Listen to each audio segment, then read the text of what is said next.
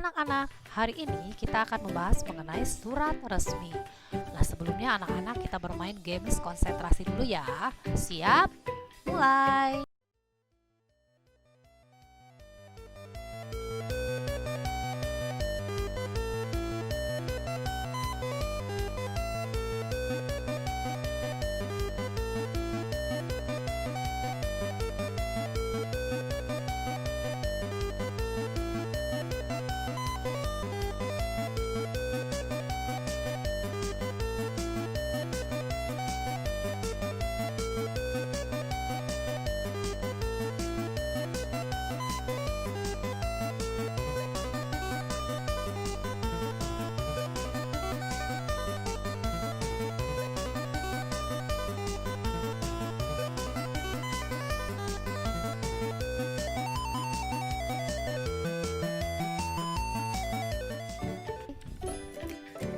Nah, anak-anak, pernahkah kalian menerima sebuah surat? Entah itu surat dari teman, dari saudara, bahkan mungkin dari keluarga sendiri. Atau kalian pasti pernah menerima surat dari sekolah. Atau sebaliknya, pernahkah kalian menulis surat? Nah, ibu yakin pasti kalian pernah melakukan ini.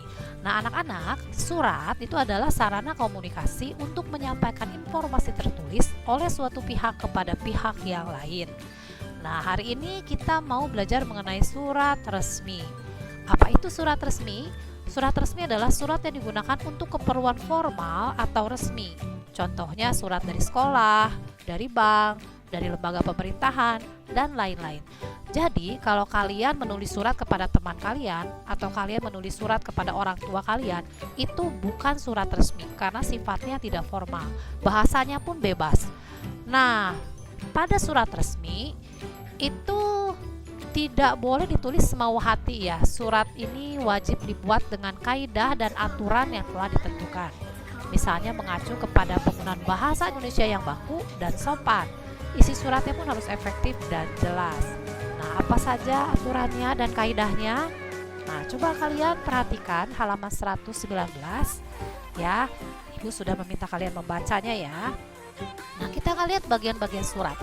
Bagian atas ini adalah kop surat, yaitu nama lembaga yang membuat suratnya ya. Jadi kalau misalnya Sekolah Dasar Klasika Terang Nusantara akan memberikan surat kepada orang tua murid, di sini ditulis SD Sekolah Terang Nusantara ya. Jadi lembaga yang membuat suratnya.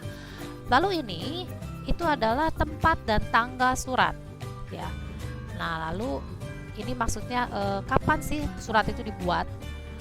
Lalu nomor ya, surat itu biasanya selalu dinomori untuk identitas surat tersebut. Jadi kalau misalnya ini nomor 2, nanti begitu buat surat lagi itu angkanya dilanjutkan jadi angka 3. Dan ini mungkin tahunnya ya, tahun 2017 ya, untuk mempermudah mengenali surat tersebut. Lalu ini ada lampiran. Lampiran itu artinya selain surat itu apakah ada lagi pemberitahuan lain yang digabungkan dengan surat tersebut. Jadi dicantumkan di sini. Misalnya lampirannya adalah rincian biaya kunjungan misalnya ya. Tapi kalau tidak ada itu silakan distrip. Lalu ini mengenai hal. Hal itu adalah surat ini tentang apa? Nah, kalau di sini adalah suratnya tentang pemberitahuan. Pemberitahuan apa? Kalau kalian baca, ini adalah pemberitahuan kunjungan ke Monumen Nasional ya. Nah, lalu ini tujuan suratnya atau penerima suratnya ya. Di sini yang menerima adalah orang tua murid. Lalu ini alamat penerima suratnya ya. Di sini semuanya dianggap karena menerimanya semua di sekolah, jadi sekolahnya jadi penerimanya di sekolah. Tapi kalau misalnya dikirimnya menggunakan ekspedisi, ini ke alamat rumah masing-masing ya, tergantung. Lalu ini salam pembuka ya, dengan hormat. Lalu ini pembukaan dan isi surat ya. Ini kalau tidak ada pembukaan juga tidak apa-apa, langsung isi surat juga tidak apa-apa ya. Lalu ini juga ada penutup ya. Ini penutup. Dan ini adalah salam penutup. Maaf, ini penutup ya. Atas perhatian dan dukungan Bapak atau Ibu kami ucapkan terima kasih. Ini penutup. Ini salam penutupnya. Hormat kami itu salam ya. Dengan hormat itu salam pembuka. Hormat kami itu salam penutup ya. Biasanya selalu ada. Nah, ini adalah tanda tangan dan nama pembuat suratnya ya. ya, biasanya kepala sekolah ya kalau di sekolah. Nah, anak-anak coba kalian lihat ini halaman 120, di sini sudah ada bagian-bagian suratnya. Silahkan kalian cocokkan. Tadi ini Sekolah Dasar Permata itu tadi apa namanya? Kop surat nomor 1 ya. Lalu ini tempat tanggal surat nomor berapa? Nomor 5 ya. Ini kurang lengkap, seharusnya tempat dan tanggal surat. Tidak apa-apa ya. Lalu ini apa tadi? Nomor ya, nomor surat nomor 2. Lalu ini lampiran nomor berapa? Nomor 3. Kalian isi ya anak-anak. Lalu ini hal pemberitahuan nih nomor 4. Lalu ini tadi tujuan ya nomor 6. Alamatnya nomor 7 ya. Dengan hormat salam pembuka di nomor berapa? Di nomor 8 ya. Kalian isi ya sesuai dengan bagian-bagian suratnya. Nah, ini nomor 9, nomor 10 ini sekali lagi kalau kalian nanti membuat surat langsung kepada isi juga tidak apa-apa ya.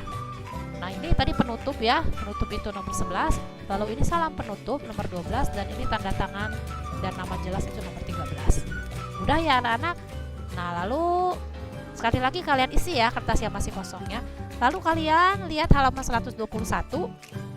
Di situ ada sebuah surat. Namun kalau kalian perhatikan di sini tidak ada kop suratnya. Ya, jadi tidak semua surat itu harus ada kop suratnya. Kalau yang ada kop suratnya itu adalah surat yang dibuat sebuah lembaga ya. Nah, kalau ini surat yang dibuat oleh orang tua kepada gurunya. Jadi kalau orang tua itu bukan lembaga ya, jadi tidak ada kop suratnya. Jadi langsung ke tanggal dan tempat dan tanggal surat. Nah, tugas kalian hanya menulis bagian-bagian surat ini ya. Contoh, ini tempat dan tanggal surat, beri tanda panah. Tempat dan tanggal surat. Lalu ini bagian apa? Hal, tanda panah, hal gitu ya. Ini bagian apa? Silakan diberi tanda panah. Kalau misalnya seperti ini isi nih ya, banyak kalian boleh beli kurung kurawan, lalu beri tanda panah ya. Nah, mudah ya anak-anak ya. Nah, lanjut Ibu Sunjan juga akan melanjutkan untuk tugas hari Jumat itu bagaimana menentukan hal atau perihal dalam sebuah surat resmi. Sekali lagi, hal itu adalah surat itu tentang apa ya. Jadi contoh tadi surat yang pertama ini tentang pemberitahuan, atau kalian juga boleh menulis halnya adalah kunjungan ke Monumen Nasional boleh. Kalau yang ini permintaan izin ya. Jadi halnya tentang permohonan izin. Karena surat ini meminta izin untuk tidak mengikuti perkemahan ya. Seperti itu ya. Nah, jadi kalau nanti hari Jumat ini ada situasi sekolah itu akan menyumbangkan buku ke panti asuhan dan meminta orang tua murid menyumbangkan buku-buku yang ada di rumah yang sudah tidak terpakai namun layak pakai. Berarti surat tersebut halnya tentang apa? Ya, halnya tentang apa? Sekali lagi bukan menulis suratnya ya, tapi halnya hal apa dulu ya, kita belajar dari yang sederhana. Nah, baik anak-anak mudah bukan? Nah, anak-anak, tahukah kalian bahwa hampir semua isi Alkitab merupakan surat yang dibuat oleh murid-murid Yesus, khususnya pada kitab Perjanjian Baru ya. Contohnya, Paulus menulis surat kepada jemaat Tesalonika dari Korintus. Nah, jadi dalam kitab 1 dan 2 Tesalonika itu adalah sebenarnya surat Paulus ya kepada jemaat Tesalonika. Demikian juga contoh-contoh yang lain. Yohanes menulis surat kepada jemaat Kristen itu ada di Injil Yohanes, dan Matius juga diyakini ditulis oleh Matius ya. Dan masih banyak lagi yang lain ya. Nah, itu sebenarnya kebanyakan adalah sebuah surat. Ini adalah gambar Paulus yang sedang menulis surat ketika di penjara ya. Walaupun di penjara, Paulus tetap mengabarkan Injil melalui surat-suratnya. Ya anak-anak, jadi marilah kita belajar membuat surat yang baik. Siapa tahu surat yang kita buat saat ini itu menjadi berarti di masa depan. Baik anak-anak, terima kasih perhatiannya. Tuhan Yesus memberkati. Bye-bye.